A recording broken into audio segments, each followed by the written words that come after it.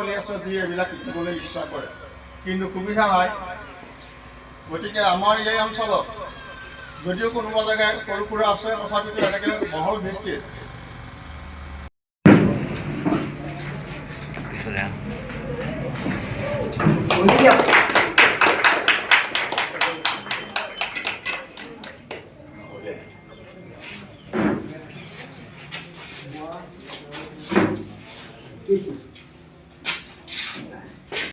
মহামূল্যবান সময়খিনিলৈ শ্ৰদ্ধা নিবেদিছোঁ।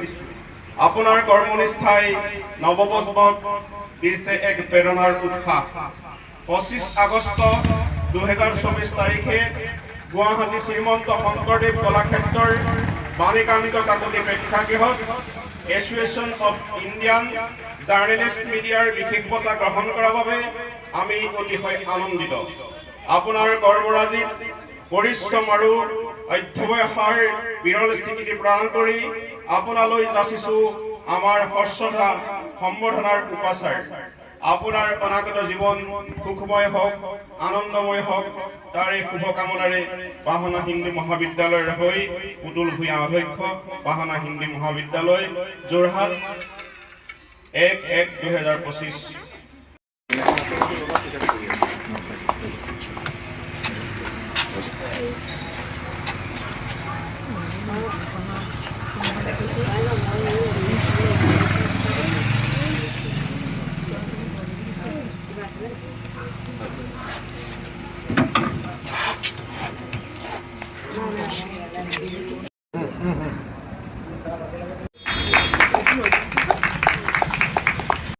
শ্ৰীংকি গগৈ এখনি ফুলাম গামোচাৰে আদৰণি জনাইছে।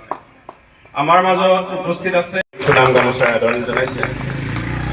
ইয়াৰ পাছতে আমাৰ নিমন্ত্ৰণ ৰক্ষা কৰি আমাৰ মাজত উপস্থিত এক আনন্দদায়ক আৰু শান্তি তথা সংস্কৃতি বিৰাজ কৰে, তাকে কামনা কৰিছোঁ। আজি মোৰ প্ৰিয় বন্ধুবৰ এজন সৃষ্টিশীল ব্যক্তি শ্ৰীযুত ভূঞাদেৱে তেওঁৰ শুভম বিদ্যায়তনিক ইনষ্টিটিউট ইন'ভেশ্যনৰ কাৰণে আজি এই সভাৰ অনুষ্ঠিত কৰিছে। তালৈ মোক নিমন্ত্ৰণ কৰি আনিছিলে।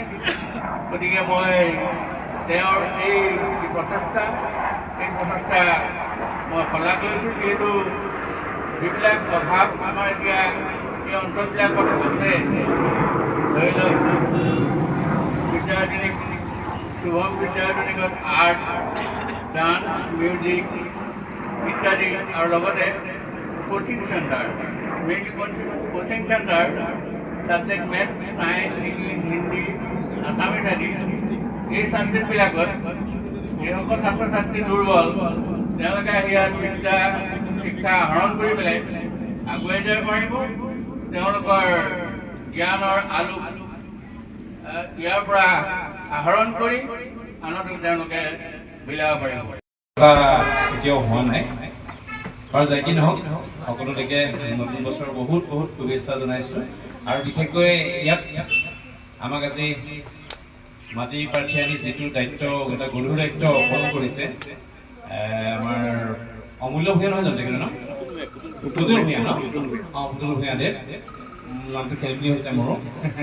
গতিকে পুতুল ভূঞা দেৱলৈ মই শ্ৰদ্ধাৰ কৃতজ্ঞতা নিবেদিছোঁ। আৰু কেইবাখনো সন্মুখত চিনাকি মুখ আছে, আমাৰ অমীয় গগৈ, সন্তত দা, আমাৰ দেৱজ্যোতি বৰা, কানুভূষণ বৰা, আৰু কেইবাখনো চিনাকি মুখ সন্মুখত ভাঙি আছে।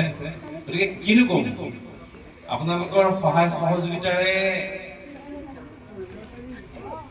এটা অনুষ্ঠান হ'বলৈ হ'লে আচলতে আপোনালোকৰ সহায় সহযোগিতা খুবেই প্ৰয়োজন। কাৰণ আপোনালোকৰ কণমানি শিশুটোক যদি এখন আচলতে প্ৰত্যেকটো জীৱনৰ একো একোটা ষ্টেচন হয়। আচলতে এখন গাড়ী কিনিবলৈ হ'লে, ভাড়া মৰা এখন যদি গাড়ী কিনিবলৈ হয়, এটা ষ্টেচন লাগিবই ৰাখিবলৈ। গতিকে প্ৰতিটো মানে কথাটো তেনেকুৱা এটা মানে এজন শিশুৱে হওক, তেওঁক এটা জীৱনটোত চলি যাবলৈ হ'লে এটা হওক এডমিনিষ্ট্ৰেশ্যন লাগিবই আৰু শৈক্ষিক দিশটোৰ লগতে সাংস্কৃতিক দিশটো এইটো কাৰণে প্ৰাধান্য দিয়া হয় আচলতে শৈক্ষিক দিশটো ঠিকেই আৰু আজিকালি বেয়া নাপাব আপোনালোকে ক'বলৈ গ'লে বিষয় জ্ঞানটোৰ ওপৰত বেছি গুৰুত্ব দিয়া হৈছে একেবাৰে সঁচা কথা হয় নহয় কওকচোন আজি অলপ দিনৰ আগৰ মই এটা কথা কৈছোঁ বেছি দীঘলীয়া বক্তব্য নিদিওঁ মই জীৱনত পাই অহা কিছুমান তিতা কেঁহাৰ বিষয়ে ক'বলৈ গৈছোঁ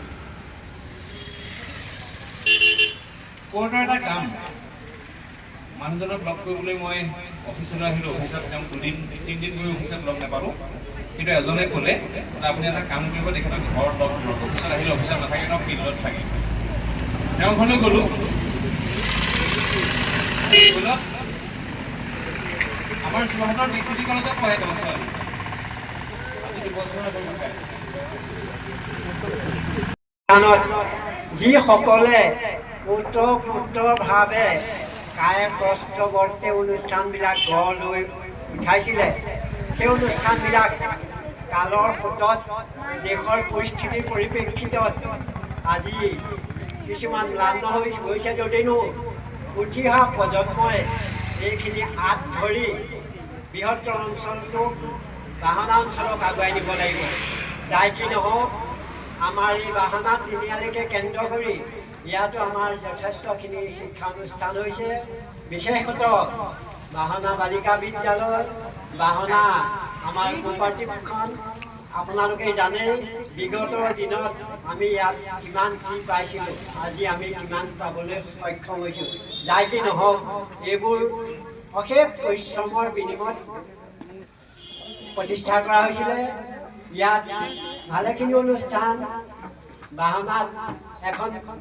মহাত্মা গান্ধী বিদ্যা মন্দিৰ এইখনৰ আজি প্ৰতিষ্ঠাৰ কালৰ পৰা আজি 25 বছৰ আগবাঢ়ি গ'ল যাই কি নহওক আমাৰ এই বাহনা অঞ্চলৰে প্ৰয়াত দেৱেশ্বৰ শইকীয়া মোৰ চিৰপূজ্য শিক্ষাগুৰু আছিল তেখেতেও এই মহাত্মা গান্ধী বিদ্যা মন্দিৰখন আমাৰ লক্ষী শইকীয়াদেৱ ৰত্নেশ্বৰ বৰাদেৱৰ অশেষ প্ৰচেষ্টাত এই স্কুলখন গঢ় লৈছিলে পৰা শিক্ষাৰ্থীসকলে অলপ দূৰত গৈ টিউশ্যন অৰ্থাৎ কোচিং কৰিব লগা হয় গতিকে নিমাতী ফালৰ পৰা অহা ষ্টুডেণ্টে ইয়াতে টিউশ্যন কৰিব পাৰিব গতিকে যথেষ্ট সুবিধা হ'ব বুলি মই আচলতে ভাবিছোঁ ইয়াৰ উপৰিও এই কোচিং চেণ্টাৰৰ এটা বিশেষত্ব দেখিছে তৃতীয় মানৰ পৰা ইয়াত কোচিং টিউশ্যন কৰা হ'ব এনেই সাধাৰণতে কোচিং চেণ্টাৰবিলাকত অষ্টম শ্ৰেণীৰ পৰা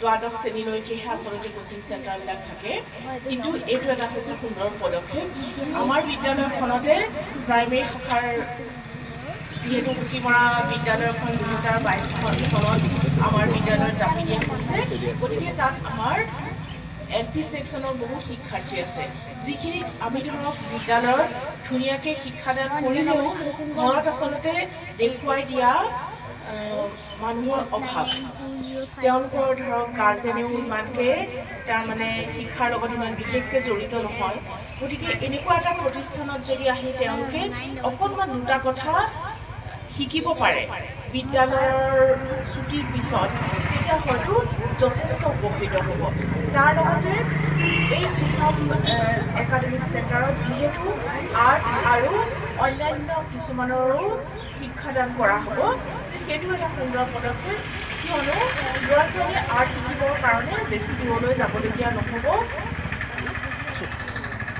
নিমাতী অঞ্চলৰ ল'ৰা ছোৱালীয়ে ইয়াতে শিকিব পাৰিব আৰু যিহেতু বৰ্তমান হৈছে প্ৰতিযোগিতাৰ যুগ গতিকে প্ৰতিযোগিতাৰ যুগত সকলোৱে আচলতে সমান শিক্ষা পাব লাগে আৰু যিখিনি আচলতে অকণমান কিছু অভাৱ আছে সেই শিক্ষাৰ্থীখিনি যাতে আগুৱাই যোৱাত সুবিধা হয় যাতে এই কোচিং চেণ্টাৰটো সেইটো অকণমান মন দিয়ে সেই কথাটোৰ ওপৰত অকণমান আচলতে গুৰুত্ব দিব লাগে পুতুল ভূঞা ছাৰে মোৰ সংগীত এখন বিদ্যালয়ৰ কাৰণে তাত সহযোগ কৰিবলৈ কৈছে মই যিমান পাৰোঁ চেষ্টা কৰিম বুলি কৈছোঁ তেওঁক কৰিম বুলি কৈছোঁ কেতিয়াবা খুব ভাল হৈছে এই প্ৰচেষ্টাটো হৈছে আজি সংগীত হওক নাটক হওক নৃত্য হওক সেইকেইটা হ'লে মানুহৰ জীৱন জীয়াই থাকে দেই।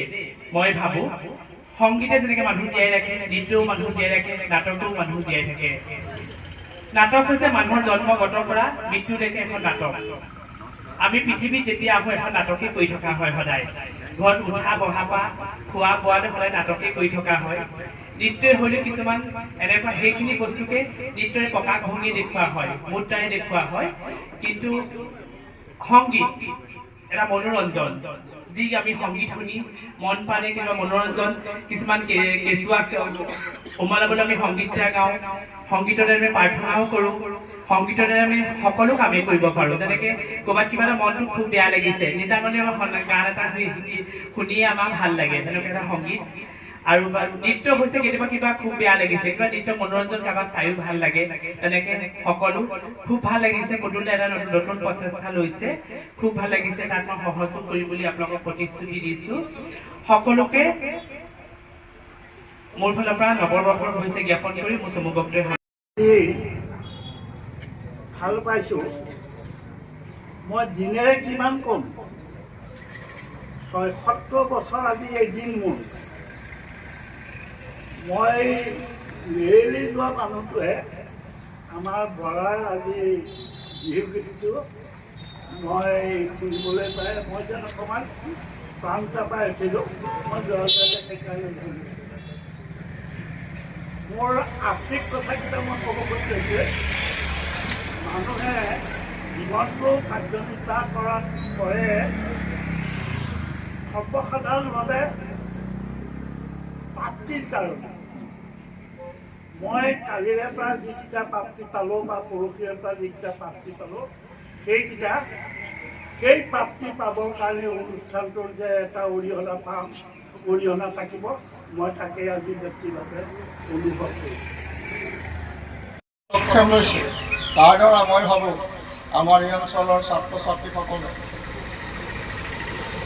আৰ্টেই হওক, মিউজিকেই হওক, নৃত্যই হওক, সকলোবিলাক শিকিবলৈ সক্ষম হ'ব। আমি দেখিছোঁ বহু ল'ৰা ছোৱালী আছে, তেওঁলোকৰ এইবিলাক শিকিবলৈ ইচ্ছা হয়, কিন্তু সুবিধাৰ অভাৱত তেওঁলোকৰ মনৰ ইচ্ছা পূৰণ কৰিব নোৱাৰে। মই আশা ৰাখিছোঁ এই শুভম একাডেমীয়ে সেই ল'ৰা ছোৱালীবিলাকৰ মনৰ আশা অলপ হ'লেও পূৰণ কৰিব পাৰিব। আশা ৰাখিছোঁ সাংস্কৃতিক ক্ষেত্ৰতে হওক, শৈক্ষিক ক্ষেত্ৰতে হওক, এই শুভম একাডেমীয়ে অলপ হ'লেও আমাৰ আশাবিলাক পূৰণ কৰিব পাৰিব।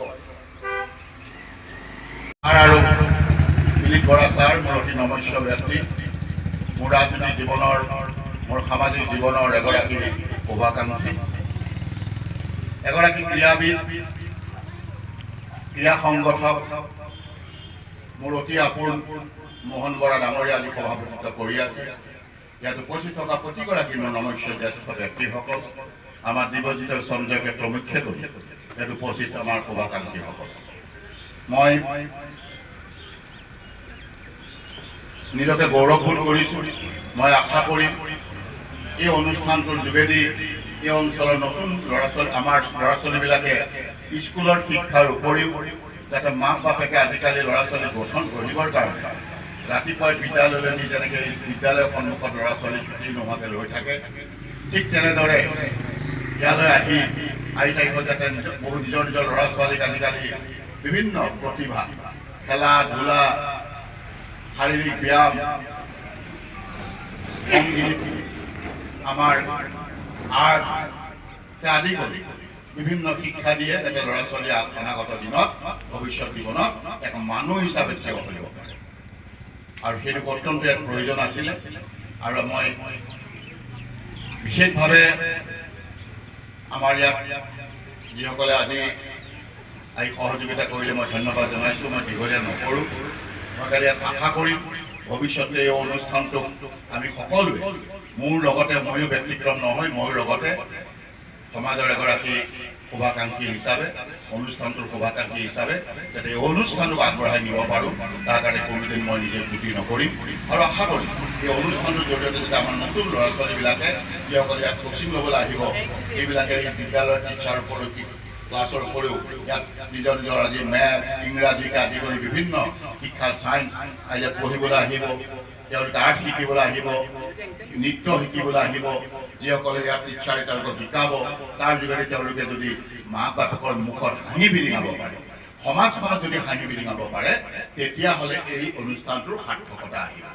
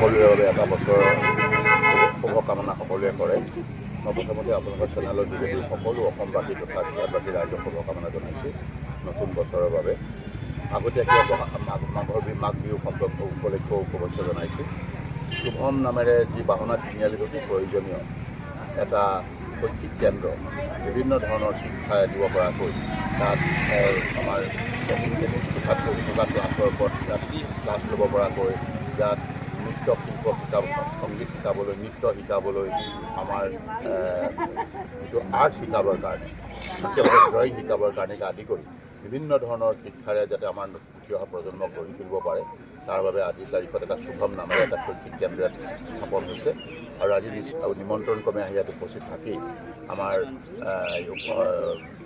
ভালেকেইজন এই অঞ্চলৰ গুণমুগ্ধ ব্যক্তিৰ সন্মুখত আমি একেলগে এই অনুষ্ঠানটোত উপস্থিত থাকি নিজকে আনন্দ উপভোগ কৰিছোঁ আৰু বিশেষকৈ আশা কৰিছোঁ এই অঞ্চলৰ ভৱিষ্যত প্ৰজন্মৰ যাতে উন্নয়নৰ স্বাৰ্থত তেওঁলোকৰ ভৱিষ্যত গঢ়াৰ স্বাৰ্থত এই অনুষ্ঠানটোৱে ভালদৰে কাম কৰিব আৰু নতুন প্ৰজন্মক বৰ্তমান গ্ল'বেল শিক্ষা পদ্ধতিত যি আমাৰ শিক্ষাৰ জগতখনত এটা প্ৰতিযোগিতামূলক সৃষ্টি আৰম্ভ হৈছে এই প্ৰতিযোগিতামূলক শিক্ষা জগতখনত যাতে এই বিভিন্ন আমাৰ অতিৰিক্ত শিক্ষাবিলাক যিবিলাক এক্সট্ৰা কেৰিকুলাৰ বুলি কয় এক্সট্ৰা এক্টিভিটিজ বুলি কয় এক্সট্ৰা এক্টিভিটিজ এক্সট্ৰা কেৰিকুলাৰ এইবিলাকৰ জৰিয়তে যাতে ল'ৰা ছোৱালীবিলাকক পঢ়িব পাৰে মাক বাপেকৰ মুখত হাঁহি বিৰিঙাব পাৰে তাৰ কাৰণে তেওঁলোকে প্ৰচেষ্টা কৰিছে আমাৰ আশীৰ্বাদ সুভাষিস তেওঁলোকৰ লগত থাকিব আৰু মই আশা কৰিম এই অনুষ্ঠানটো অনাগত দিনত আমাৰ ল'ৰা ছোৱালীৰ বাবে এক উজ্জ্বল ভৱিষ্যত কঢ়িয়াই আনিব। ধন্যবাদ।